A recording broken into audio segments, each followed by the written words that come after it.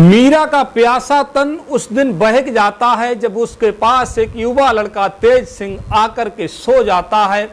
और आखिर ऐसे रिश्ते निभते कहाँ हैं, ये भी एक बेमेल रिश्ता था। बहुत दिनों तक ये एक दूसरे के साथ शारीरिक संबंध बना करके एक दूसरे की प्यास बुझाते रहते हैं और एक दूसरे को पति पत्नी कहने लगते हैं, बिल्कुल बेशर्मों की तरह रहने लगते हैं। और आखिर एक दिन वो भी आता है जब उसका प्रेमी तेज सिंह, जो कि मात्र 22 वर्ष का था, मीरा को मौत की घाट उतार देता है।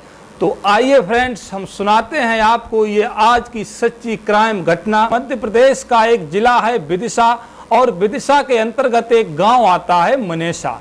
मनेसा में निवास करती थी 45 वर्षीय मीरा आदिवासी, जिसके पति का नाम खचौरी था और 4 संतानें थीं, 2 पुत्र तथा 2 पुत्रियां।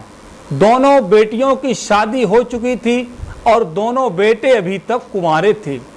बेटियों की शादी होने के कुछ दिनों के बाद ही मीरा आदिवासी का पति खचौरी बीमार पड़ जाता है। मीरा बड़ा प्रयास करती है, बहुत इलाज करवाती है, भोपाल तक ले जाती है इलाज करवाने, लेकिन खचौरी पर काल मंडरा रहा था तो खचौरी की मृत्यु हो जाती है। कुछ दिन तो रोने धोने में कट जाते हैं। इसके बाद आय का साधन सिर्फ खचौरी ही था, तो उसके दोनों बेटे बाहर मजदूरी करने चले जाते हैं और उनकी माँ वहीं पर अकेली रहने लगती है।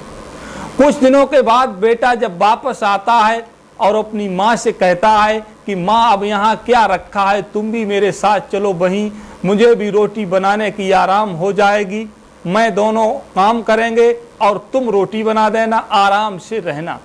तो माँ कहती है कि यहाँ तुम्हारे मृतक पिताजी की आत्मा जरूर आती होगी, और जब यहाँ कोई नहीं मिलेगा तो तुम्हारे पिता की आत्मा सोचेगी कि मेरे मरते ही पूरे घर को इन माँ और बेटों ने बर्बाद करके रख दिया। ये तर्क देने के बाद बेटा चला जाता है, कुछ खर्चा पानी माँ को दे जाने के बाद। इसी तरह से दिन तो कट जाता था, लेकिन रातें बड़ी लंबी हो जाती हैं। और होता भी है कि खाली घर खाने को दौड़ता है, काटने को दौड़ता है।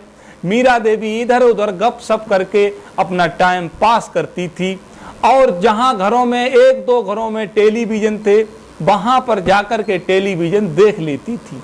एक दिन उसका एक बेटा आया हुआ था, तो बड़े वाले बेटे से कहा कि बेटे, मेरा टाइम नहीं कटता है, यहाँ बिल्कुल अच्छा भी नहीं लगता, अकेले आखिर मैं कब तक रहूं, और तुम्हारे साथ चलना भी मुझे पसंद नहीं है, लेकिन मैं रहना यहीं चाहती हूँ। तो बेटा चला जाता है खर्चा पानी दे करके, और अगले महीने में छोटे भाई को भेज देता है एक टेलीविजन लेकर, और लाकर के अपनी माँ को दे देता है। अब मीरा आदिवासी के दिन अच्छी तरह से व्यतीत होने लगते हैं, क्योंकि पिछड़ा गांव था, पिछड़ा इलाका था, टेलीविजन किसी किसी घर में ही थे। उसके घर में आज तक टेलीविजन रहा नहीं था, उसकी तो मौज हो गई। एक दिन ऐसा होता है, मीरा आदिवासी का पड़ोसी एक था तेज सिंह, जिसकी उम्र थी 22 वर्ष, और वो एक दिन मीरा आदिवासी से कहता है कि मौसी, मेरे घर में टेलीविजन नहीं है, अगर आपको एतराज ना हो तो मैं कभी कभी तुम्हारे घर पे टेलीविजन देखने आ जाया करूं। तो मीरा देवी हंस कर के कहती है, अरे मेरे बेटे समान हो, तुम तो रोज आ जाया करो, अगर तुम आ जाओगे तो मेरा भी टाइम अच्छी तरह से बातचीत करके पास हो जाएगा, और हम दोनों मिलकर के टेलीविजन भी देखते रहेंगे। इस तरह से तेज सिंह प्रतिदिन मीरा आदिवासी के घर टेलीविजन देखने आने लगता है। एक दिन की बात है, सर्दियों का समय था और रात 9 बजे से गजनी फिल्म आने वाली थी। तो गजनी फिल्म को लेकर मीरा आदिवासी और तेज सिंह बड़े उत्सुक थे, पहले से इंतजार में थे कि आज हम दोनों मिलकर के ये फिल्म पूरी देखेंगे। सर्दियों का समय था, भयंकर ठंड पड़ रही थी। तो तेज सिंह 8 बजे ही मीरा आदिवासी के घर पे आ जाता है, और वहीं पर पड़ी हुई एक लकड़ी की कुर्सी पर बैठ जाता है, और दोनों फिल्म को देखने लगते हैं। हालांकि मीरा आदिवासी रजाई ओढ़े हुए अधलेटी तख्त पे लेटी हुई थी, और दोनों फिल्म देखते रहते हैं। रात के करीब 10 बजने वाले होते हैं, तो मीरा देवी की नजर तेज सिंह पे पड़ती है और मीरा देवी कहती है कि बेटा तुमको ठंड लग रही होगी, मेरे घर में और रजाई कंबल तो नहीं है, बाकी जो थे वो मेरे बेटे अपने साथ ले गए हैं, अगर तुम्हें ज्यादा सर्दी लग रही है तो तुम मेरे साथ ही यहीं पर बैठ जाओ आके। लेकिन तेज सिंह स्पष्ट मना कर देता है कि मौसी मैं बहुत कपड़े पहने हुए हूं, मुझे इतनी ठंड नहीं लग रही है। हालांकि जो गेट था वो भी बंद कर दिया था मीरा आदिवासी ने। तो इसके बाद तेज सिंह कहता है मौसी जब ज्यादा ठंड लगेगी तो मैं वहां आकर के बैठ जाऊंगा। कुछ देर तो व्यतीत होती है, जैसे ही टाइम बढ़ता है आगे को और ठंड अपना प्रकोप दिखाना शुरू कर देती है, तो मीरा आदिवासी तेज सिंह से कहती है कि बेटा आ जाओ, तुम्हें बहुत ठंड लग रही है, सर्दी लग जाएगी, बुखार आ जाएगा। तो तेज सिंह भी सोचता है कि आखिर मौसी के साथ बैठने में कोई एतराज नहीं है। तो तेज सिंह वहां से उठ करके उसी तख्त पे बैठ जाता है और बैठ के आ जाता है, लेट के टेलीविजन को देखने लगता है, रजाई को ओढ़ लेता है। कुछ ही देर में तेज सिंह सोने लगता है तो मीरा आदिवासी भी सोचती है अब फिल्म छोड़ो, मुझे भी अब सो जाना चाहिए। इस तरह से मीरा आदिवासी भी लेट जाती है। कुछ टाइम व्यतीत होता है, रजाई में कहीं से हवा घुसती है तो मीरा आदिवासी को ठंड महसूस होती है, तो वो अपना हाथ इधर उधर बढ़ाती है। तभी उसका हाथ तेज सिंह के गुप्तांग पर पड़ता है। उसकी कड़क देख करके मीरा आदिवासी का मन थोड़ा लालच में हो जाता है और फिर एक बार वो वहीं पर हाथ रखती है। धीरे धीरे उसके अंग के साथ मीरा आदिवासी खेलने लगती है। जब उसे अपने पति की याद आती है तभी तेज सिंह जो था वो जाग जाता है और कहता है मौसी मैं सो नहीं रहा हूं, जाग रहा हूं, खुलकर के आनंद लो और मुझे भी आनंद दो। अब तो मीरा आदिवासी को छूट मिल चुकी थी। हालांकि उसने ये नहीं सोचा कि मेरी उम्र 45 वर्ष है और ये मेरे बेटे से भी 2 वर्ष छोटा है। तो दोनों अपना एंजॉय लेने लगते हैं। तो मीरा देवी उसके अंगों के साथ खेलने लगती है और इधर वो भी मीरा देवी के अंगों के साथ खेलने लगता है। दोनों एक दूसरे में खो जाते हैं। रजाई गर्म होती है तो उसके अंदर ही दोनों यौन संबंध बनाते हैं। शारीरिक संबंध बनाने के बाद एक दूसरे से अलग हो जाते हैं और रात में एक बार फिर शारीरिक संबंध बनाते हैं और सुबह 4 बजे उठ करके तेज सिंह अपने घर चला जाता है। ये तो पहले दिन की बात है।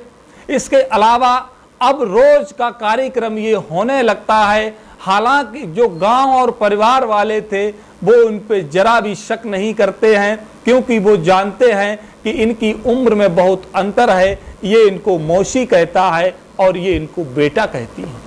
हालांकि कब तक ये कार्यक्रम चलता, धीरे धीरे जो मीरा आदिवासी थी वो तेज सिंह को अपना पति मानने लगती है और यहाँ तक एक दिन वो देखते हैं गांव वाले मीरा आदिवासी की मांग में सिंदूर लगा होता है। तो महिलाएं पूछती हैं तुम्हारा तो पति खचौरी खत्म हो गया है, फिर तुम ये मांग में सिंदूर क्यों लगाए हुए हो? तो मीरा आदिवासी कहती है तुम्हें पता नहीं है, मैंने दूसरा पति कर लिया है, तेज सिंह। तेज सिंह भी बड़ी शेखी बघार करके कहता था कि मेरी पत्नी है मीरा आदिवासी। इस तरह से दोनों बेशर्म हो चुके थे, लाज बिल्कुल गंवा चुके थे और वो भी हनक के साथ कहता था कि मीरा आदिवासी मेरी पत्नी है और मीरा आदिवासी कहती थी कि तेज सिंह मेरा पति है। हालांकि गांव वालों ने इस रिश्ते को मान्यता नहीं दी थी। उधर मीरा आदिवासी के बेटों को भी ये बात मालूम हो चुकी थी, तो वो भी गांव आना छोड़ चुके थे और जो मीरा आदिवासी के बेटी दामाद थे उन्होंने भी गांव में आना बिल्कुल छोड़ दिया था। मीरा आदिवासी अपने जीवन का आनंद ले रही थी। दोनों एक दूसरे के प्रेम में डूब चुके थे। तभी अचानक एक दिन ऐसा होता है, एक कुशवाहा जी का खेत था, वहां पर एक कुआं था और जब लोग कुएं में देखते हैं तो उन्हें दिखाई देता है एक लाश पड़ी हुई है। तो गांव वाले पुलिस को सूचित करते हैं और मिलकर के उस लाश को बाहर निकालते हैं तो क्या पाते हैं कि वो लाश मीरा आदिवासी की थी। अब पुलिस इस तहकीकात में जुट जाती है, आखिर इसको किसने मारा है। तो पुलिस जो है लाश का पोस्टमार्टम करने के लिए उसको भेज देती है। थाना प्रभारी संदीप चौरसिया जब मामले की विवेचना शुरू करते हैं तो वो सबसे पहले लोगों से बातचीत करते हैं और वहाँ के लोग बताते हैं कि तेज सिंह के साथ मीरा आदिवासी के अवैध संबंध थे। तो सबसे पहले दीपक चौरसिया तेज सिंह को उठा लेते हैं और उससे बातचीत करते हैं, तो क्योंकि वो पहले से जानते थे ऐसे बेमेल संबंधों का यही अंत होता है, तो तेज सिंह थोड़ी सी कड़ाई में ही कबूल देता है और बताने लगता है कि मैंने ही मीरा आदिवासी को मारा है। और इसके अगले दिन पोस्टमार्टम की रिपोर्ट आ जाती है, उसमें स्पष्ट होता है कि मीरा देवी की पिटाई से मौत नहीं हुई, उसकी मौत हुई है कुएं में डूबने से। अब जो कहानी बताता है तेज सिंह कि मेरे और मीरा देवी के संबंध तो जग जाहिर थे, लेकिन मैं मीरा आदिवासी से परेशान हो चुका था। मैं जब कहीं भी बाहर जाता तो मुझे शक्की निगाह से देखती थी। मैं किसी लड़की से बातचीत करता हुआ अगर इसे दिखाई देता तो ये हमसे लड़ाई झगड़ा करने लगती थी। इन सब बातों से मैं परेशान हो चुका था। उस रात भी यही होता है, मैं खेत में पानी लगाने जा रहा था तो मीरा देवी मुझसे ये कहते हुए लड़ने लगी, तुम किसी से मिलने जा रहे हो। इसी बात को लेकर कहा सुनी होने लगती है और मारपीट शुरू हो जाती है। तो मैंने मीरा देवी की जबरदस्त पिटाई की और पिटाई करने के बाद मीरा आदिवासी को उठा करके मैंने ये सोचा कि ये मर गई, लेकिन वो मरी नहीं, बेहोश थी। उठा करके कुएं में एक पत्थर बांध करके डाल दिया और वहीं पर इसकी डूबने से मृत्यु हो जाती है। तो मित्रों, एक बेमेल प्रेम कहानी का ये कैसा अंत हुआ। तेज सिंह जिसकी उम्र मात्र 22 वर्ष थी और मीरा देवी 45 वर्ष जिसकी उम्र थी, तो उसने कभी ये नहीं सोचा था कि मेरी कहानी का आखिर में ऐसा अंत होगा। लेकिन ज़्यादातर ऐसे जो मामले होते हैं उनका यही अंत होता है जो मीरा आदिवासी और तेज सिंह के साथ हुआ।